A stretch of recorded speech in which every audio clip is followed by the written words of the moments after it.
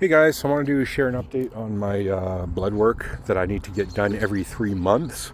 And before, this is because I'm prescribed testosterone. It's just a requirement through the doctor I'm a part of, the online clinic that I'm a part of. Anyway, back in the day when I did do it, I was taking more higher amounts of testosterone and NPP, so other androgens that spiked my testosterone. So this time I wanted to make absolutely sure that my testosterone levels were within range, okay? Because if it's without a range, they'll prescribe me less amount, and that's not desirable, correct?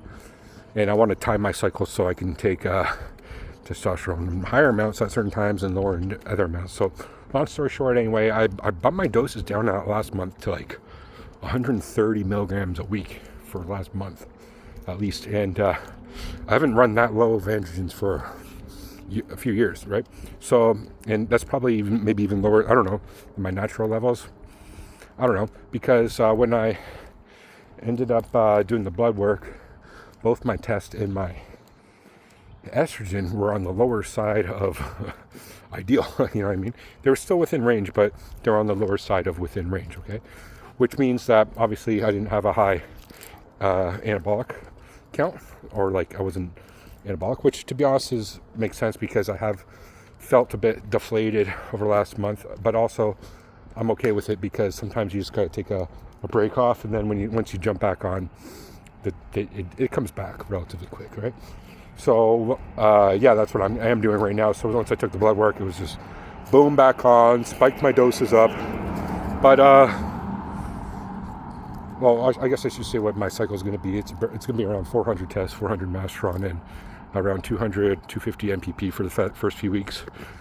Anyway, because I only have a certain amount left in the vial, and then I might transition into something like Anavar.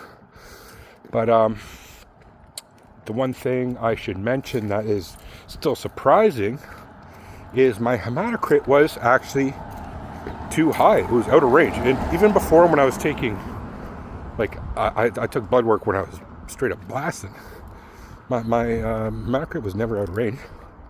It was maybe on the higher side of what was healthy, within range, but it wasn't out of range. And right now it was out of range, which means I have too much hematocrit, or like my blood's too thick, which is interesting. I don't know why that is. It might be due to diet. It might be due to the fact that I'm not doing enough cardio or something. I don't know. I'll look into that more. If you have any ideas, let me know. But I have a doctor's appointment. It's just by phone, but it's this Wednesday. So I imagine that's something that they will bring up. I'm interested to hear what they have to say, but the important thing is that my T and estrogen E2 levels were, I think, lower than they should have been. Lowest they've been in a long time anyway. So, yeah, bumping my test levels up, bumping the other gear levels up, and for at least 2 months. So right now what I'm doing is like pretty much 2 months on and 1 month off type of thing. But within that third month, I might run something like Anavar, where once you pull it, like within 2 weeks, there's going to be no sign of it because the half-life's so small. So technically, I can extend it past 2 months. I can almost run a 3-month cycle, but only 2 months of the injectables that have a longer half-life, specifically higher amounts of testosterone or NPP. If I was running something like Mast Propa, I could probably get away with it, extending it a little bit, but right now I have Mast and Enthate. So yeah, that half-life is pretty much a week. So, and at a week it goes in half, but you know what I mean? It's still in there. So I don't know if Mast and Enthate would affect my testosterone count, whatever. But there's also other things that you have to keep in mind, which are like lipids and things like that as well.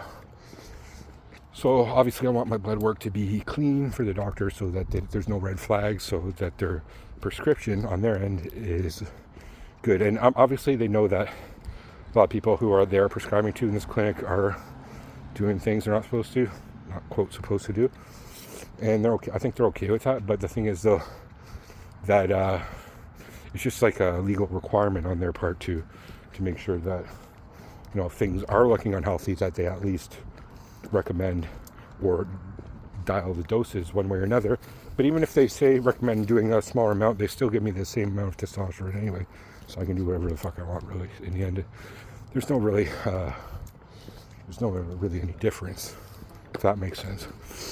But anyway, I always love taking my blood work because it gives me a good picture of what's going on inside you.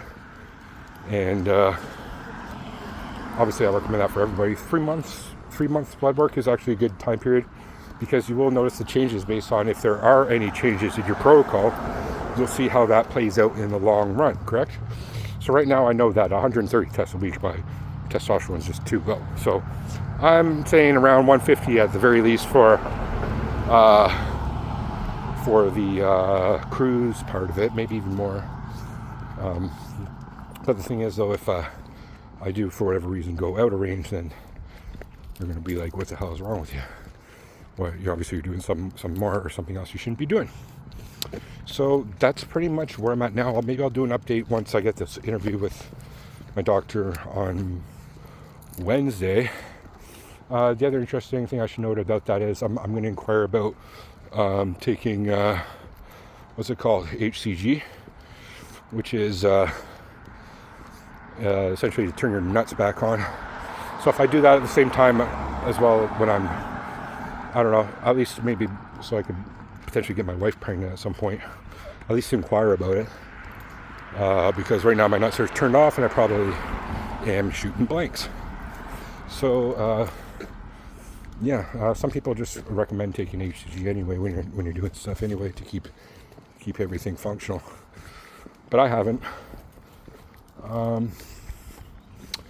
I guess if I should talk also about the Anavar. Just adding Anavar towards the end of the cycle, 25 milligrams, maybe last week 50 milligrams.